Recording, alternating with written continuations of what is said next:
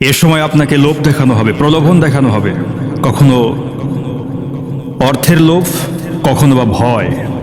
এই যে কখনো ভয় এবং কখনো অর্থের প্রলোভন দেখানো হবে, এই কথা রব্বুল আলামিন অনেক আগেই পৃথিবীর মানুষকে জানিয়ে দিয়েছে। সূরা বাকারার মধ্যে আল্লাহ রব্বুল আলামিন বলেন, وَلَنَبْلُوَنَّكُمْ بِشَيْءٍ مِّنَ الْخَوْفِ وَالْجُوعِ وَنَقْصٍ مِّنَ الْأَمْوَالِ وَالْأَنفُسِ وَالثَّمَرَاتِ وَبَشِّرِ الصَّابِرِينَ। সুবহানাল্লাহ, কি চমৎকার আয়াত! ওয়ালানাবলুওয়ান্নাকুম, অবশ্যই অবশ্যই আমি তাদেরকে পরীক্ষা করব। বিশাইইম মিনাল খাউফ, ভয় দ্বারা পরীক্ষা করব। বিভিন্ন জায়গায় শোনা যাচ্ছে গলার মাপ নিয়ে রাখবো। কত বড় জাহেল, চিন্তা করে দেখেছেন? ভয় দ্বারা, ভয় দিয়ে কখনো কোনো প্রকৃতপক্ষে কোনো মুমিন, কোনো মুজাহিদকে পিছিয়ে রাখা যায় না।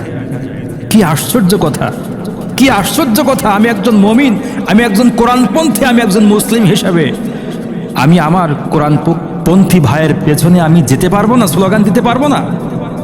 আমি একজন নামাজি, একজন মুত্তাকি, একজন পরহেজগার হয়ে আমি কিভাবে একজন চোর বাটপারের পেছনে আমি যেতে পারি? আর তার পেছনে না গেলে আমাকে ভয় দেখানো হয়।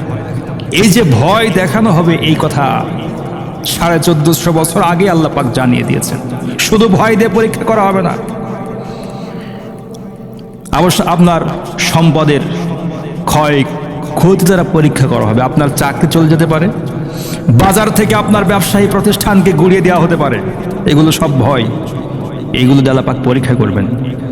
এরপর টাকার প্রলোভন দেখানো হবে যে আমাদের সঙ্গে আসলে পরে এই যে টাকা। আচ্ছা, আমি এই যে কথাগুলো বলি, এ কথা তো কোনো বানানো বক্তব্য নয়, সরাসরি কোরআন থেকে কথা বলা হয়। যে কোনো তাফসির থেকে আপনারা দেখতে পারবেন। তাফসির কি দেখবেন, এমন সরল অনুবাদ এখানে দেওয়া হয়েছে, এটা আপনি পড়লেই সহজেই বুঝতে পারবেন যে আসলে আমরা কোন দিকে যাব। অর্থ দিয়ে প্রলোভন দেখানো হবে। এইগুলো দেখানোর পর, এত কিছু পরীক্ষা নিরীক্ষা করার পর আল্লাহ পাক বলছেন, ওয়াবাশশিরিস সাবিরিন, যারা ভয়ভীতি, অর্থের প্রলোভন, সব কিছুর ঊর্ধ্বে একমাত্র আল্লাহ পাকের দিকে তাকিয়ে থাকবে। বাবু, ইয়া রব, আমি পৃথিবীর কোনো ভয়কে পরোয়া করি না, আমি কোনো অর্থের লোভে কখনো মোহে আমি পড়ে যাব না। আমি একমাত্র তোমাকে ভালোবাসি, তোমার দিন, ধর্ম, ইসলাম এই পৃথিবীর জমিনে প্রতিষ্ঠিত হয়ে যাক, এজন্য আমি কাজ করে যাচ্ছি। কেউ আমাকে দমিয়ে রাখতে পারবে না। আমি সব কিছু থেকে আমি সবর করছি।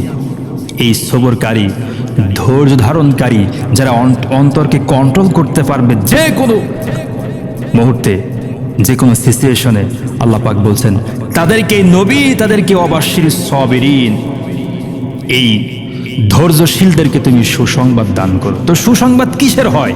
একজন মুমিনের সারা পৃথিবী একদিকে চলে যাক, তার যদি জান্নাতের সুসংবাদ হয়ে যায়, আর কি চাই?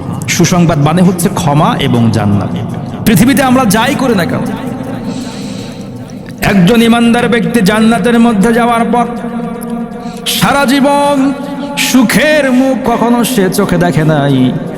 জীবনটা দুঃখ দ্বারা জর্জরিত হয়ে গেছে। কখনো হারামের সঙ্গে মিশলো না, হারাম অর্থ সম্পদ গ্রহণ করলো না, কষ্টের পর কষ্ট করে দিন যাপন করেছে, সংসারে ঠিক মতো করতে পারে নাই। কাফেরদের ভয়ে নির্যাতিত হয়েছে, কাফেরদের ভয়ে পালিয়ে বেরিয়েছে। এমন একজন মানুষ জান্নাতের মধ্যে যাওয়ার পর, একটা সেকেন্ড পার হওয়ার পর তাকে যদি প্রশ্ন করা হয় দুঃখ কাকে বলে আপনি জানেন নাকি, তিনি বলবেন দুঃখ যে কাকে বলে আমি কিছুই জানি না। সুবহানাল্লাহ, দুঃখ আমি জানি না। কারণ জান্নাতের মধ্যে আসার পর একটা সেকেন্ড পার হওয়ার সঙ্গে সঙ্গে পুরা জিন্দেগির সমস্ত দুঃখ কষ্ট রব্বুল আলামিন নিমেষের মধ্যে ম্লান করে দিবে।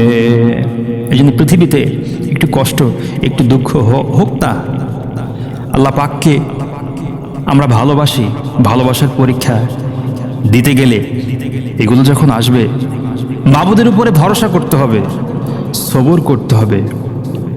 পৃথিবীতে একটু কষ্ট হলেও আল্লাহ পাক আশাবাদী, বিশ্বাসী আমরা, আল্লাহ পাক আমাদেরকে পরলৌকিক জীবনে ভালো রাখবেন। শুধু যে পৃথিবীতে আমরা একের পর এক জুলুমের শিকার হব, মার খাবো, এটিই শেষ কথা নয়। পৃথিবীতেও আল্লাহ পাক চান তো তিনি আমাদেরকে ভালো রাখবেন, সুদিন দেখার তৌফিক দান করবেন। এজন্য মন থেকে আল্লাহকে ভালোবাসতে হবে এবং আল্লাহর দ্বীন প্রতিষ্ঠা করার জন্য, শরিয়াকে বাস্তবে রূপ দেওয়ার জন্য আমরা যার যার জায়গা থেকে আমরা কাজ করব। যারা আমরা কৃষি কাজ করি, আমরা কৃষি কাজের মধ্যে দিয়েই আমাদের মাঠে যে সমস্ত ভাইদের সঙ্গে দেখা হবে সেখানে আমরা দাওয়াতি কাজ করব। ব্যবসা প্রতিষ্ঠানে সেখানে যাদের সঙ্গে দেখা হবে সেখানে কাজ করব। অর্থাৎ যে যে প্রফেশনে আমরা কাজ করছি সেখান থেকে আমরা ইসলামের জন্য, ইসলামের পক্ষে কাজ করব। আপনি যে দলে আছেন সেই দলে থেকেই আপনি ইসলামের জন্য কাজ করবেন, আল্লাহর জন্য কাজ করবেন, রাসূলের জন্য কাজ করবেন।